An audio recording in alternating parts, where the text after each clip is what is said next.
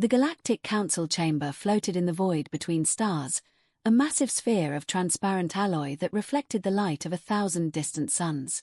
Inside, representatives from 43 species gathered around the circular platform.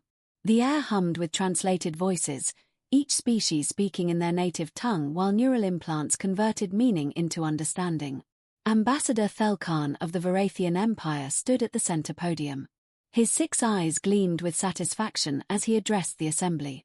The Varathians were tall, elegant beings with crystalline skin that refracted light in patterns of dominance. They had ruled the Eastern Spiral Arm for 3,000 years.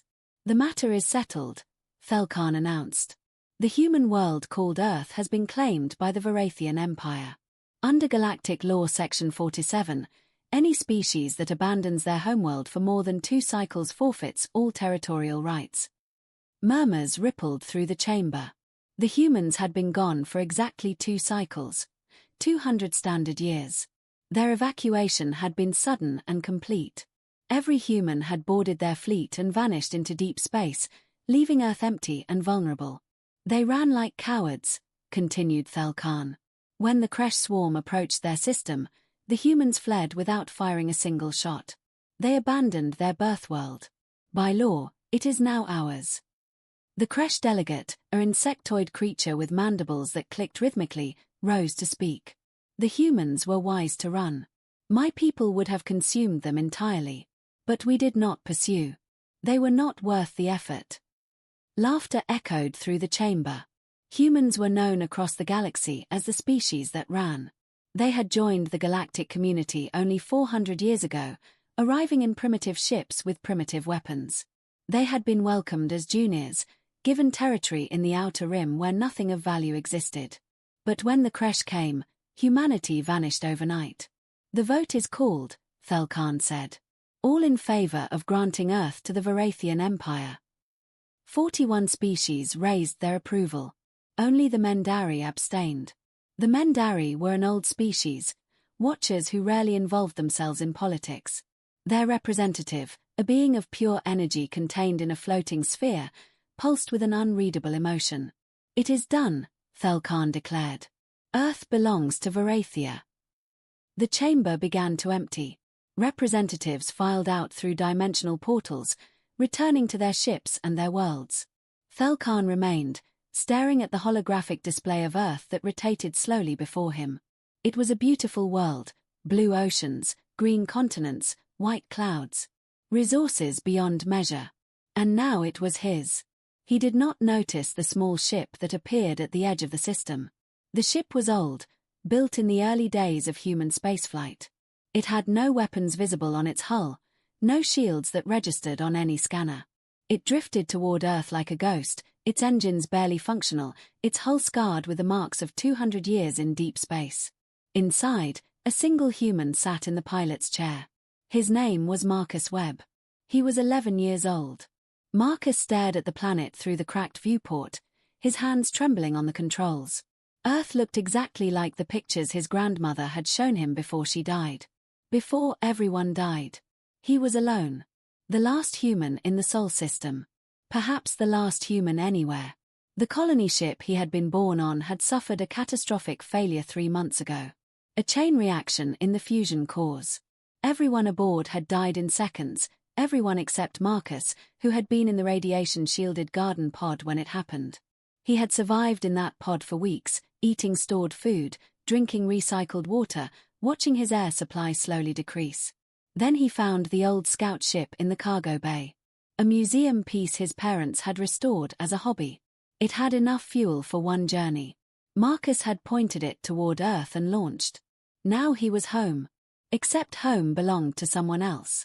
The communication console crackled to life. A voice spoke in a language Marcus's translator struggled to interpret. "Unidentified vessel, you are entering Varathian territory. State your purpose or be destroyed." Marcus swallowed hard. His voice came out small and frightened. "This is Marcus Webb of Earth. I'm human. I'm coming home." Silence. Then laughter. Multiple voices, alien and mocking, filled the channel. "A human child," one voice said. "Lost and alone. How pathetic." Should we destroy him? Another asked. No, Thelkan's voice cut through. Bring him to me. I want to see this last human with my own eyes. Marcus felt the ship lurch as a tractor beam locked onto his hull.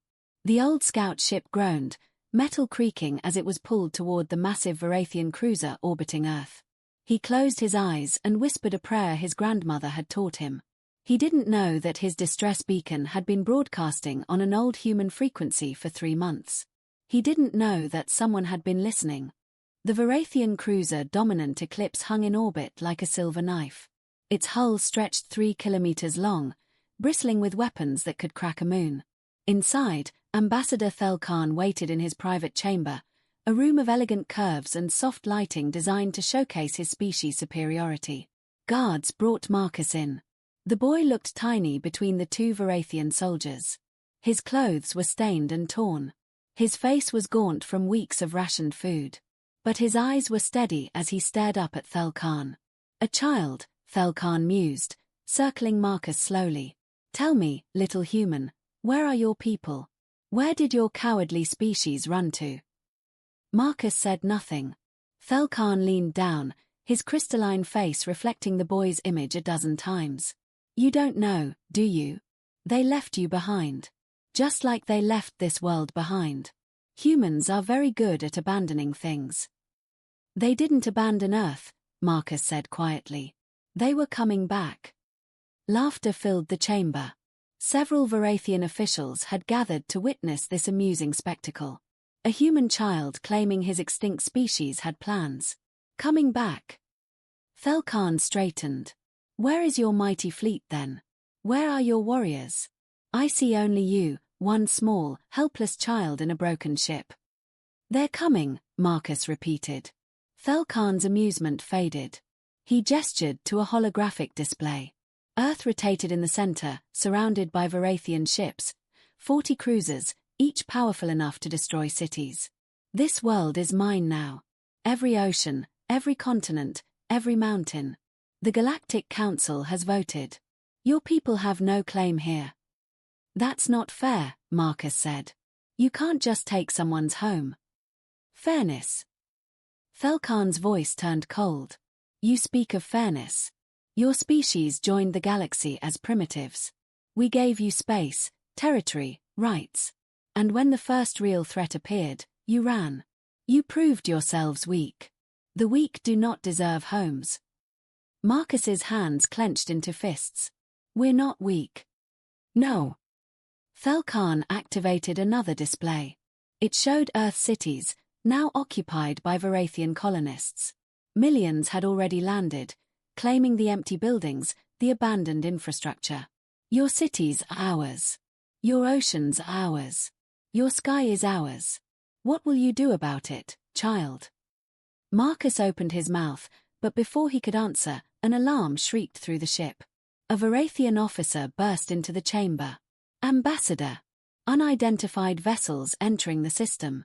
Hundreds of them. Thelkan spun toward the tactical display. His 6 eyes widened. Ships were appearing everywhere. They materialized from faster-than-light jumps in perfect formation, not the scattered arrival of a normal fleet, but synchronized, precise. Each ship appeared exactly where it needed to be, creating a sphere around Earth that enclosed every Varathian vessel. Identification. Thelkan demanded. No transponders, sir. Unknown design. Wait. The officer's voice filled with disbelief. Sir, we're receiving a transmission. It's in the human language. Marcus smiled for the first time since his capture. The voice that filled the cruiser was calm, measured, and absolutely certain. It spoke in English, but the Varathian translators converted it instantly. This is Fleet Admiral Sarah Chen of the Human Expeditionary Force. To all Varathian vessels, you are in violation of human sovereign space. You have 10 minutes to begin evacuation procedures. Any ship that remains after that deadline will be considered hostile. Thelkan stared at the display in shock. The human ships were unlike anything in the Galactic database. They were sleek, dark, covered in angular plating that seemed to absorb sensor sweeps. And there were so many of them. Hundreds. No, Thousands. The sensors kept finding more as they decloaked. This is impossible, Thelkan whispered. The humans fled. They had no fleet. They had no power. Response, sir? The officer asked. Thelkan straightened, regaining his composure. Send a message to the Galactic Council. Tell them the humans have returned and are threatening legal Varathian territory. Then charge weapons. If they want to fight, we will show them why the Varathian Empire has ruled for 3,000 years. Marcus looked up at him. You should leave. Be silent, child. My grandmother told me stories, Marcus continued quietly, about what humans did before we joined the galaxy. About our wars, our weapons, our history. She said we gave all that up to be part of the galactic community. She said we chose peace because we wanted to be better. Yes, you chose peace because you were weak, Thelkan snapped. No, Marcus said. We chose peace because we were strong. Strong enough to control ourselves. But you took our home. You laughed at us. You called us cowards. The boy's voice hardened. You shouldn't have done that. The 10-minute deadline expired, and the galaxy learned what humanity had been before they chose peace. Fleet Admiral Sarah Chen stood on the bridge of the UENF Indomitable, her eyes fixed on the tactical display. At 73 years old, she had served in the human fleet for 50 years, first as a cadet when humanity had just joined the galaxy, then as an officer, finally as the admiral commanding the expeditionary force. She remembered the day they had evacuated Earth. The Kresh swarm had been approaching. 6 billion insectoid warriors, spreading across worlds like locusts, consuming everything in their path. The Galactic Council had debated intervention while the Kresh drew closer to human space. Humanity had made a choice. They left. But not because they were afraid. They left because they needed time. Time to remember what they had forgotten. Time to rebuild what they had dismantled. Time to become what the galaxy had never seen. Admiral, her tactical officer reported. Varathian fleet is charging weapons. They're not evacuating. Chen had expected this. The Varathians were proud. They had ruled through strength for millennia. They would not retreat from a species they considered inferior. Have they responded to our hail? Chen asked. Yes, Ambassador Thelkan says that Earth belongs to Varathia by galactic law, and that we are the aggressors. He's demanding we withdraw or face the consequences. Chen smiled coldly. Consequences. Open a channel to the dominant eclipse. Visual. The display flickered. Ambassador Thelkan appeared, his crystalline face reflecting anger and disdain. Behind him, Chen could see Marcus Webb standing between guards. Is that child injured? Chen asked immediately. The human child is unharmed, Thelkan replied. Though he will remain our guest until this situation is resolved. Stand down, Admiral. You cannot win this fight.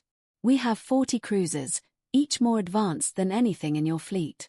We have the support of the Galactic Council. You are in violation of galactic law. Chen interrupted. You claim Earth under abandonment protocols. But we never abandoned our homeworld, Ambassador. We evacuated. There's a difference. An evacuation implies intention to return. You were gone for 2 cycles. The law is clear. The law is written by those who never imagined a species might choose strategic retreat. But I'm not here to debate legalities. Chen leaned forward. I'm here to take our planet back. Release the boy. Evacuate your colonists. Leave our system. You have 5 minutes. Thelkan's laugh was sharp. 5 minutes. You dare threaten the Varathian Empire. We have fought wars across 1,000 worlds. Your primitive vessels are no match for. Chen cut the transmission. Weapons free, she said quietly. Target their cruisers. Fire on my mark. All ships, execute pattern Omega. The tactical officer hesitated. Pattern Omega. That's what we designed it for. Execute. The human fleet moved. They didn't attack. Not yet. They simply shifted position, and in that shift, the Varathians finally understood what they were facing. The human ships had been arranged in what seemed like a standard encirclement. But now they revealed their true formation. Each vessel was positioned at a precise mathematical point, creating a three-dimensional lattice that turned the entire orbital space into a weapon. "What are they doing?" Thelkan demanded on his bridge. His tactical officer's voice shook. "Sir, they're generating a resonance field. Every ship is emitting synchronized gravitic pulses. They're turning local spacetime into..." The field activated. Space itself rippled. The Varathian cruisers suddenly found their shields flickering, their power systems fluctuating. The carefully controlled fusion reactions in their cores began to destabilize as the gravitic pulses disrupted the magnetic containment fields. "Shields are failing," someone shouted on the dominant eclipse. "Weapons offline. Main power dropping." Thelkan gripped his command chair. "How is this possible?" On the Indomitable, Chen watched the Varathian fleet go dark. Pattern Omega exploits the fundamental relationship between gravity and electromagnetism. "We can't destroy your ships, Ambassador, but we can turn them into expensive debris. Your crews are safe. Your vessels are intact. But they're dead in space." She opened the channel again. "Time's up. My Marines are boarding your flagship now. They will extract Marcus Webb. Then we will forcibly relocate every Varathian colonist off our planet. This can be peaceful or violent. Choose." Throughout the Varathian fleet, ships reported the same thing. Human boarding craft latching onto hulls, cutting through airlocks with tools that sliced through advanced alloys like paper. Thelkan watched in horror as his door exploded inward. Human soldiers in black armor entered, weapons raised. They moved with professional precision, securing the room in seconds. One of them approached Marcus. "Are you hurt, son?" Marcus shook his head. "I'm okay now." The soldier nodded and lifted the boy into his arms. "Let's get you home." As they left, Admiral Chen's voice echoed through the cruiser. "Ambassador Thelkan, your species will leave Earth. All of you. Every colonist, every soldier, every administrator. You have 48 hours. If you're still here after that, we will remove you ourselves." News of Earth's reclamation spread through the galaxy in hours. The Varathian Empire, humiliated and furious, demanded an emergency session of the Galactic Council. Representatives gathered once more, but this time the atmosphere was different. Fear mixed with curiosity. Anger blended with respect. The humans had done the impossible. Ambassador Thelkan stood before the council, his crystalline face dark with rage. "The humans have committed an act of war. They attacked sovereign Varathian vessels without provocation. They threatened our colonists. This is illegal, unprecedented, and entirely justified." A new voice interrupted. Every head turned. A human walked onto the council floor. He was tall, dark-skinned, with grey hair and eyes that had seen centuries of history.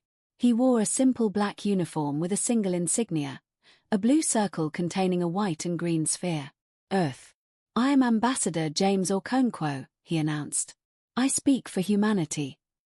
The last time a human had stood in this chamber was 400 years ago, during the initial contact negotiations. Then, they had been supplicants, asking for a place in galactic society. Now, Ambassador Okonkwo walked with the confidence of someone who no longer needed permission. "You have no right to speak here," Thelkan hissed. "You abandoned your council seat when you fled." "We evacuated," Okonkwo corrected. "And we retained our seat under emergency protocols. Check the records. We followed every legal requirement." Murmurs filled the chamber. Several species began accessing galactic law databases, searching for precedents. The Mendari representative pulsed with interest. Their energy form brightened. "Ambassador Okonkwo, where did your species go for 200 years?" Okonkwo smiled. "We went to war." Silence. "Not with any of you," Okonkwo continued. "We went to war with ourselves. With our own nature.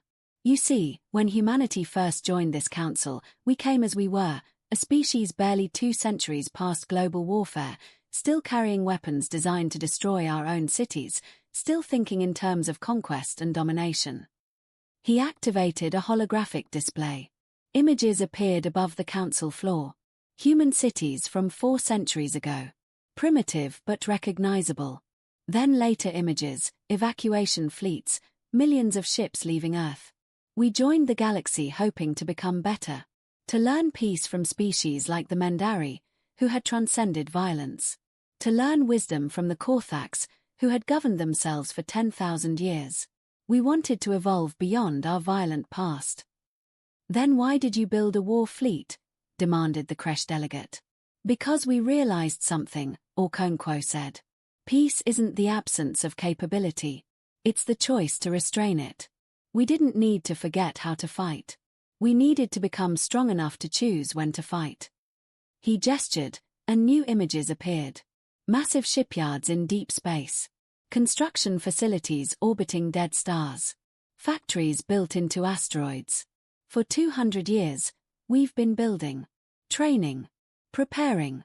Not because we wanted war, but because we knew the galaxy wasn't as peaceful as we'd hoped. The Kresh proved that when they came for our home. The Kresh delegates' mandibles clicked nervously. We could have fought them, Okonkwo continued. We had weapons that could have turned their swarm into dust. But we chose evacuation instead. We chose to remove ourselves from the situation rather than commit genocide against a species acting on instinct. Then why attack us? Felkan demanded. We took Earth legally. The Council voted. You took advantage of laws designed for abandoned worlds, Okonkwo replied. Earth was never abandoned. It was in protective custody, its own population's custody. We left to keep it safe from the Kresh. When that threat passed, we returned. That's not abandonment. That's strategy. The council chamber erupted in argument. Some species supported the Varathians, insisting that law was law. Others defended humanity's right to their homeworld. The debate raged for hours. Finally, the Mendari representative spoke, and when they did, everyone fell silent. The Mendari were the oldest species in the galaxy.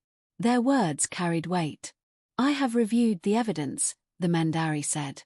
The human claim is valid. Earth was evacuated, not abandoned.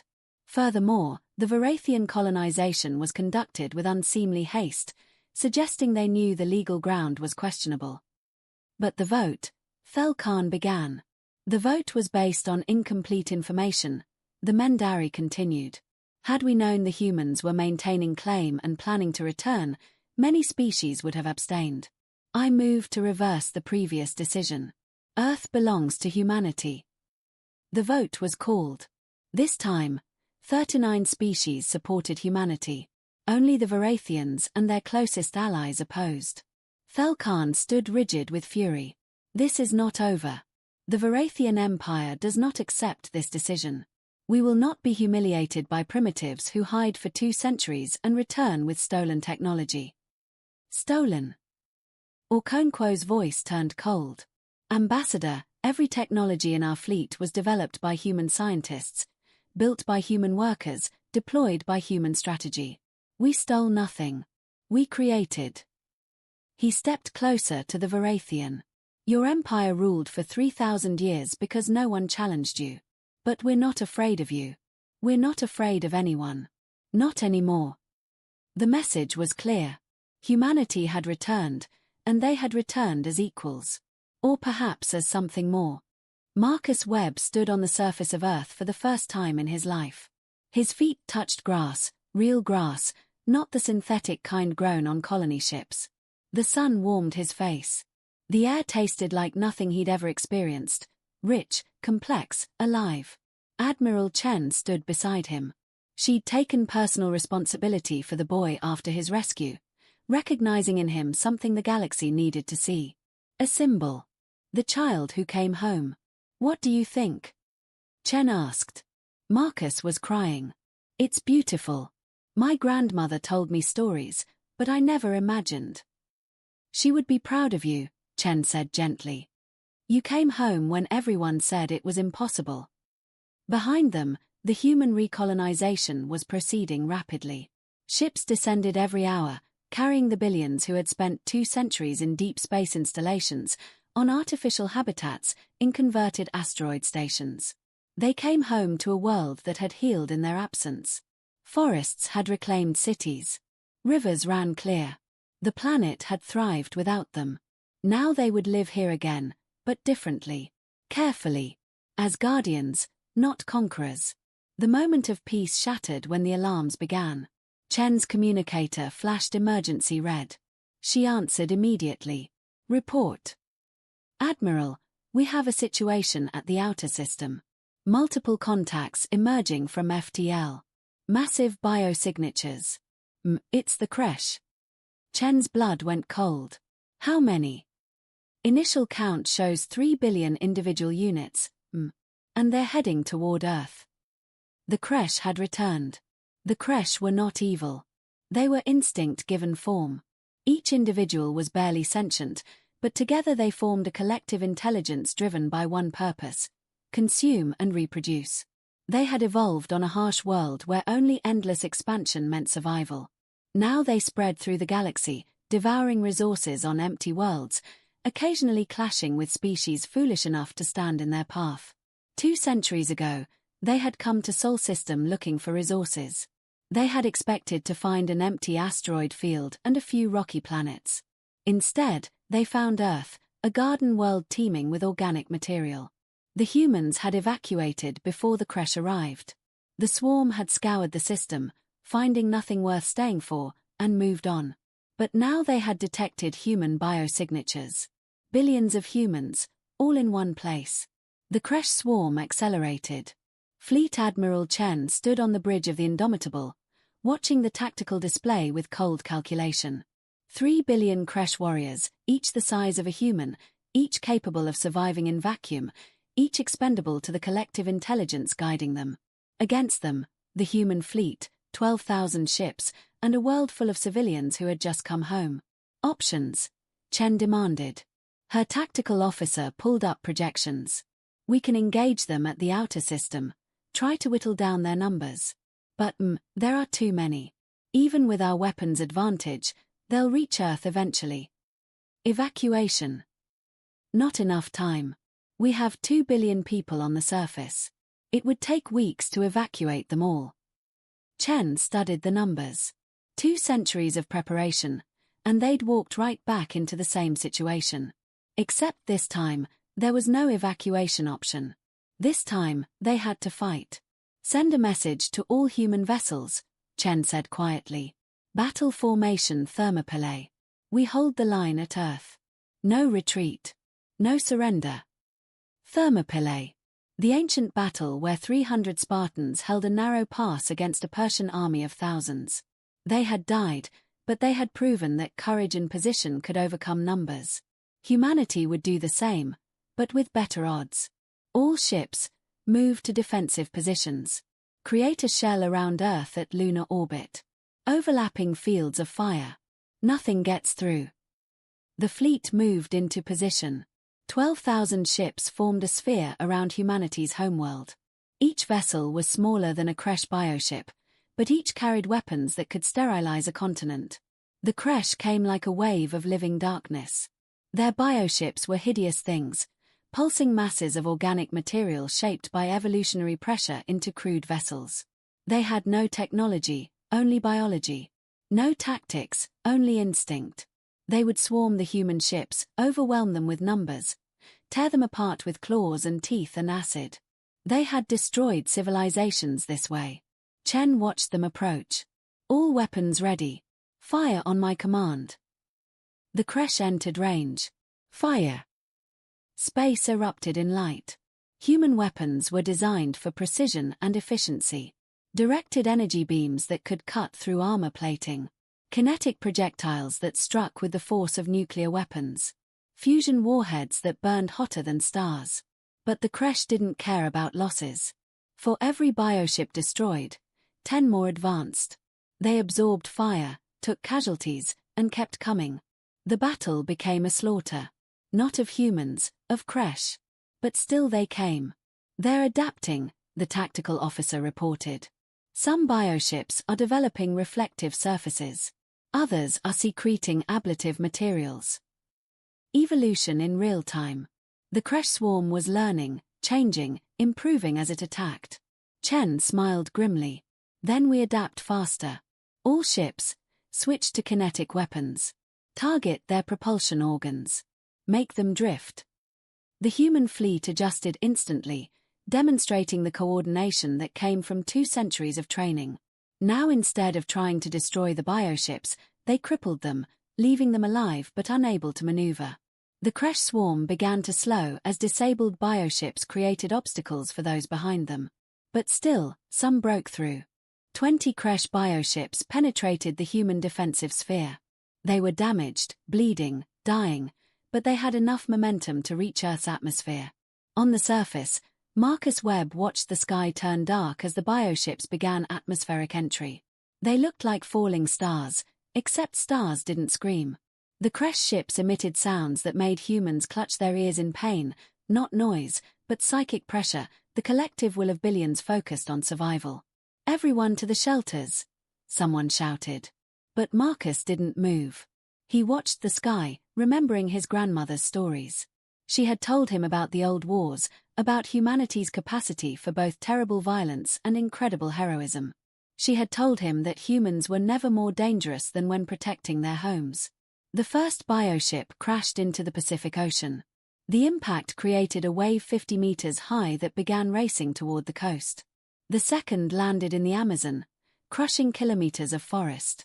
The third, fourth, and fifth scattered across continents. Then the Kresh warriors emerged. They poured from the bioships like ants from a disturbed nest, millions of insectoid bodies, each one 3 meters tall, covered in chitinous armor, mandibles clicking with hunger. They began moving toward population centers, guided by the scent of human biology. Earth's surface defense forces mobilized. The human soldiers who met the Kresh were not the same species that had joined the galaxy 4 centuries ago. 2 centuries of preparation had changed them. They wore powered armor that augmented their strength tenfold. They carried weapons that could drop a charging Kresh at 500 meters. They fought with the precision of machines and the fury of parents protecting children. But more than technology, they fought with something the Kresh couldn't understand: sacrifice. In Tokyo, a company of human soldiers held a bridge against 10,000 Kresh warriors. When their ammunition ran out, they detonated their own armor, taking hundreds of Kresh with them and collapsing the bridge to protect the civilians beyond. In New Cairo, a single fighter pilot rammed his disabled aircraft into a Kresh bioship that was preparing to spawn more warriors, destroying it completely. In Sao Paulo, a grandmother with a hunting rifle killed 3 Kresh warriors before they could reach a school full of children. She died defending the door, but the children survived. Stories like this emerged from every battle. Humans giving everything to protect their home. Admiral Chen watched from orbit, coordinating the defense. The fleet had destroyed the main Kresh swarm, but the bioships on the surface were like infections, small, deadly, spreading. Each one had to be eliminated completely or they would establish nests and begin reproducing. We can use orbital strikes," her tactical officer suggested. "Precise bombardment could eliminate the Kresh clusters." "No," Chen said immediately. "Too many civilians nearby. We don't save Earth by destroying it. Ground forces will handle the cleanup." "Admiral, we're receiving a transmission from the Galactic Council. Multiple species are offering military assistance." Chen paused. "Which species?" "Varathians, Korthax, Mendari, even some of the smaller civilizations. They're saying humanity shouldn't have to fight alone." For a moment, Chen felt something she hadn't allowed herself to feel in years: hope. The galaxy was watching. They had seen humanity fight. And instead of fear or hatred, they were offering help. "Tell them we appreciate the offer," Chen said. "But Earth is our responsibility. This is our test. We need to prove we can defend our own home." She turned to face her bridge crew. "All remaining ships, begin atmospheric operations. I want air support for every ground engagement. No human soldier fights without backup." The human fleet descended like avenging angels. Ships designed for space combat adapted their weapons for atmospheric use.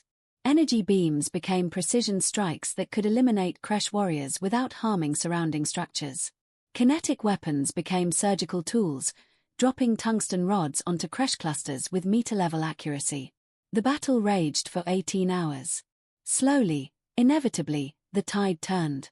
The Kresh, for all their numbers and ferocity, were fighting a species that had perfected warfare over thousands of years of their own history.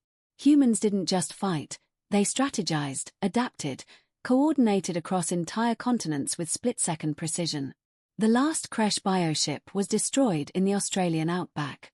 The last warrior was killed in the ruins of Old Moscow. When the final shot was fired, Earth fell silent. Chen received the report on her bridge. All Kresh eliminated, Admiral. Casualties are significant. 40,000 human soldiers dead. Maybe twice that many civilians. 40,000. Chen closed her eyes. Each one a person who had waited 2 centuries to come home, only to die defending it. They will be remembered, she said quietly. All of them. We'll build a monument. The largest one humanity has ever created. On the surface, Marcus Webb stood among soldiers who had just saved his life. He was crying again, but for different reasons now. Thank you, he said to a soldier covered in Kresh blood. You saved us. The soldier removed her helmet. She was young, maybe 20. This is our home, kid. We'd die 1,000 times to protect it. 3 months after the Battle of Earth, Ambassador James Okonkwo stood before the Galactic Council once more. This time, the chamber was packed. Every species had sent representatives. Some came out of respect. Others came out of fear. Humanity had won. Ambassador Okonkwo, the Mendari representative, began. The Council has reviewed the events at Earth. We have debated what your species' victory means for galactic peace. Some fear you. Some admire you. All are uncertain what comes next. Okonkwo nodded. That's understandable. Humanity revealed capabilities that surprised even ourselves. We understand that changes things. Changes things. Thelkan interjected. The Varathian ambassador had been stripped of much of his authority after the Earth incident, but he still attended council sessions. You demonstrated weapons that could threaten any species in this galaxy. You defeated the Kresh, something no one believed possible. What's to stop you from using that power to conquer us all? The chamber fell silent. It was the question everyone wanted to ask but few dared to voice. Okonkwo smiled sadly. Ambassador Thelkan, I understand your fear. Let me tell you a human story.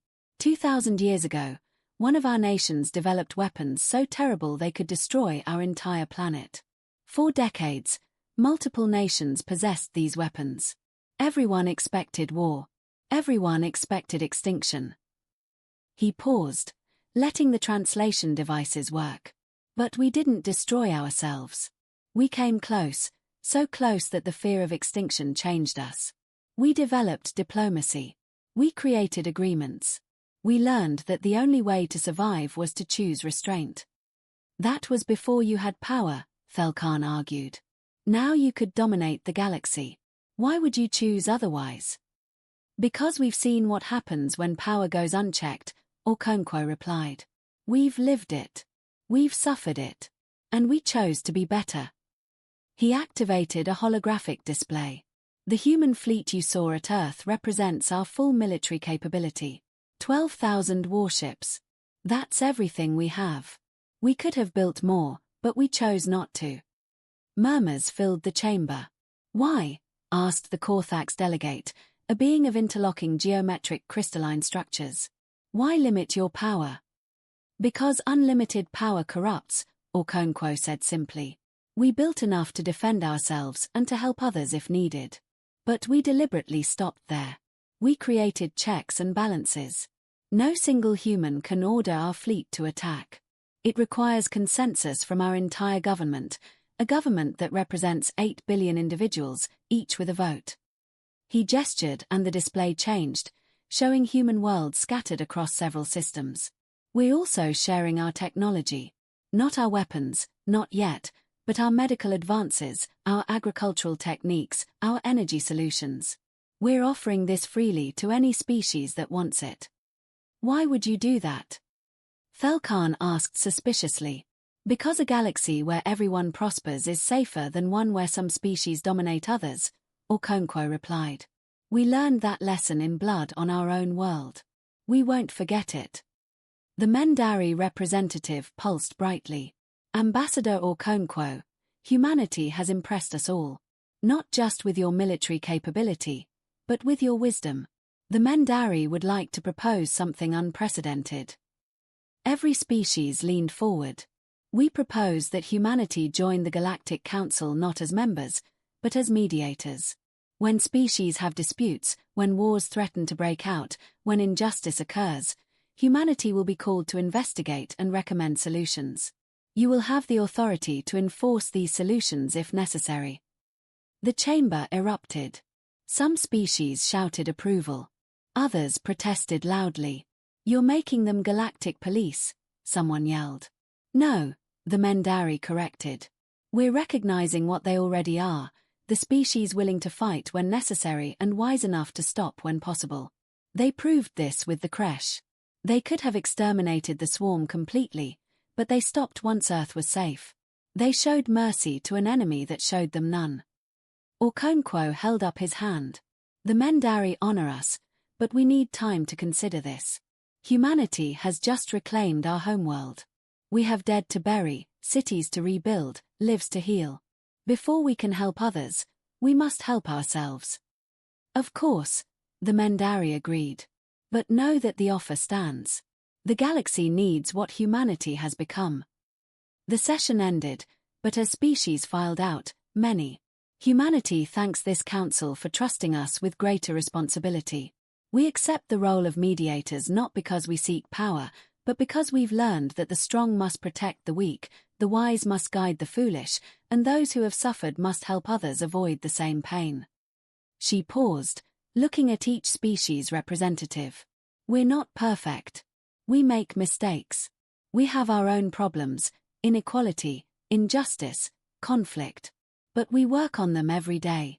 We try to be better than we were yesterday. That's all any species can do. We ask only one thing in return for our service. Remember that we're all connected.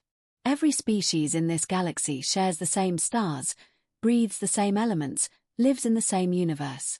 We succeed together or fail together. There's no other option. The Council voted unanimously to expand humanity's authority. They could now intervene in conflicts before they escalated, mediating disputes with the backing of the entire galactic community. It was power, yes, but it was power given freely, earned through action, and tempered by wisdom. Humanity had not conquered the galaxy. They had been invited to lead it. 50 years after Marcus Webb's return, Earth hosted the first Pangalactic Summit. Representatives from all 43 species gathered in a massive structure built in orbit, a station designed collaboratively, incorporating architectural elements from every civilization. Marcus, now 61 and serving as Earth's ambassador, stood at the dedication ceremony. Admiral Chen had passed away 5 years earlier, but her legacy lived on in the fleet she had built and the principles she had upheld. This station represents everything humanity believes in, Marcus told the assembled delegates. Cooperation, diversity, unity through difference. Here, no species dominates. Every voice matters. Every perspective is valued. He gestured to the stars visible through the transparent dome above them. My grandmother never saw Earth, but she believed in it. She believed in humanity's potential. She told me we were capable of greatness if we chose it. His voice grew thick with emotion. She was right. We chose greatness. Not through conquest, but through compassion. Not through force, but through friendship. I was the last child of Earth to come home. But I won't be the last human to make a difference in this galaxy. Every day, humans are out there, exploring, helping, building, healing. We're becoming what we always had the potential to be, the best version of ourselves. The delegates erupted in applause. Not polite political applause, but genuine, thunderous appreciation. Because they understood what Marcus understood, what Admiral Chen had understood, what every human had learned in their 2 centuries of exile and return. Humanity's greatest strength wasn't their weapons or their intelligence or their adaptability. It was their choice to use all of that power for something bigger than themselves. The last child of Earth had come home. And humanity had shown the galaxy what home really meant. Epilogue. 100 years after the return, Earth was no longer just humanity's capital. It had become the symbolic heart of galactic civilization. Species made pilgrimages there, walking the forests, swimming the oceans, studying the planet that had produced the species that changed everything. The memorial wall still stood, now surrounded by monuments from other species honoring their own heroes who had fallen defending their homes, inspired by humanity's example. Marcus Webb had died peacefully at 93, surrounded by grandchildren who would grow up in a galaxy very different from the one he'd been born into. His funeral was attended by representatives from every known species. They came to honor the boy who had been brave enough to fly home when home didn't belong to anyone. In death, he was buried beneath one of the 40,000 trees planted for Earth's defenders. His headstone bore a simple inscription. He came home. We all followed.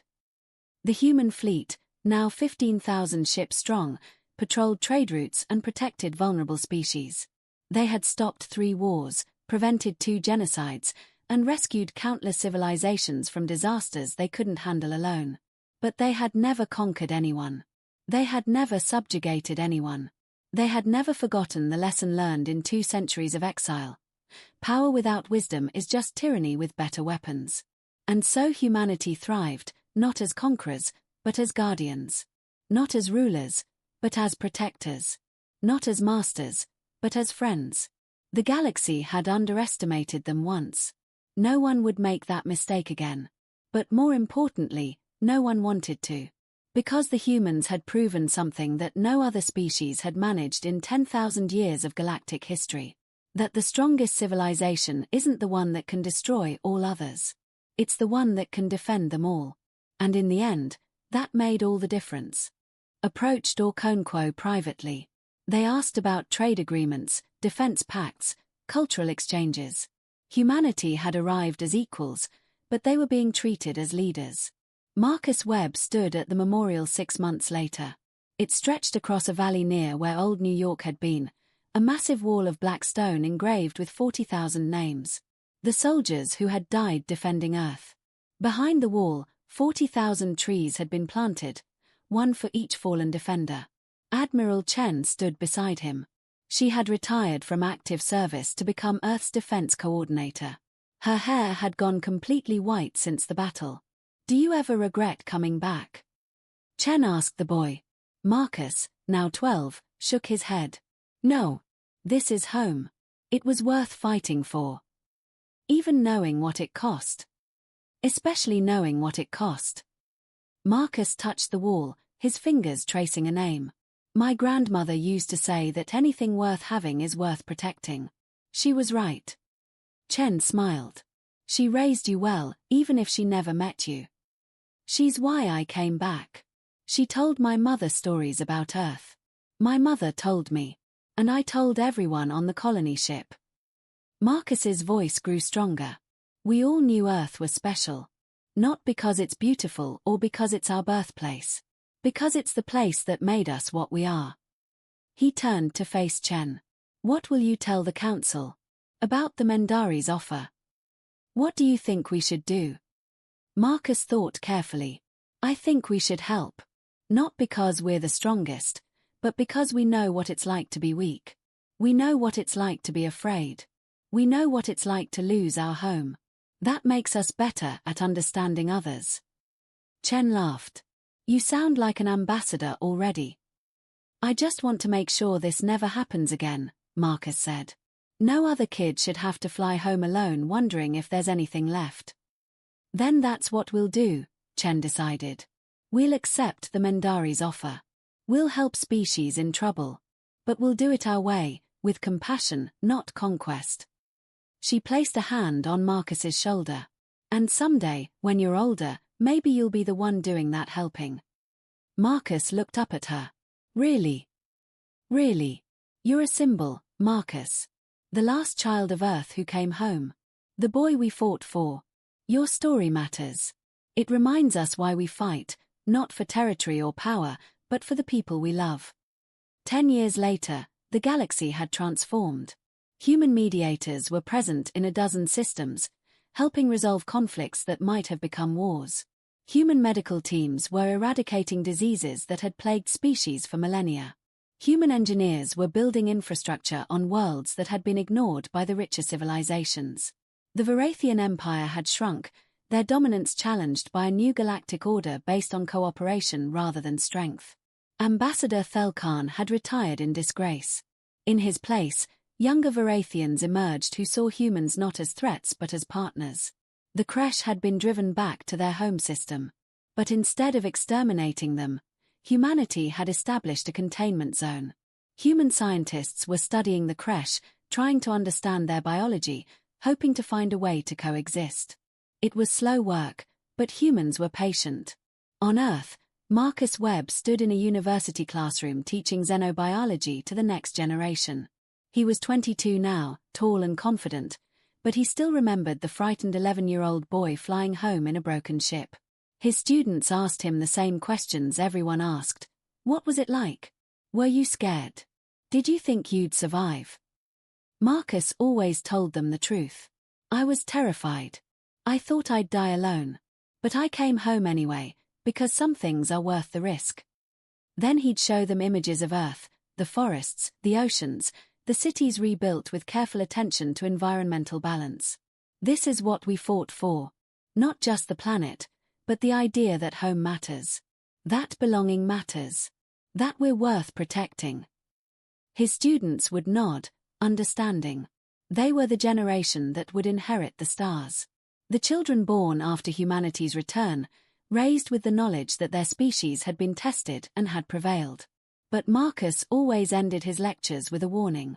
We won because we were smart, prepared, and lucky. But mostly we won because we chose to come together. 8 billion humans, scattered across space, all agreed that Earth was worth saving. That unity is our real strength. Never forget that. Ambassador James Okonkwo retired at 85, his work complete. His replacement was a young woman from the Mars colonies named Elena Vasquez. She had fought in the Battle of Earth as a lieutenant, earning commendations for bravery. On her first day addressing the Galactic Council, she stood where Okonkwo had stood and delivered a simple message.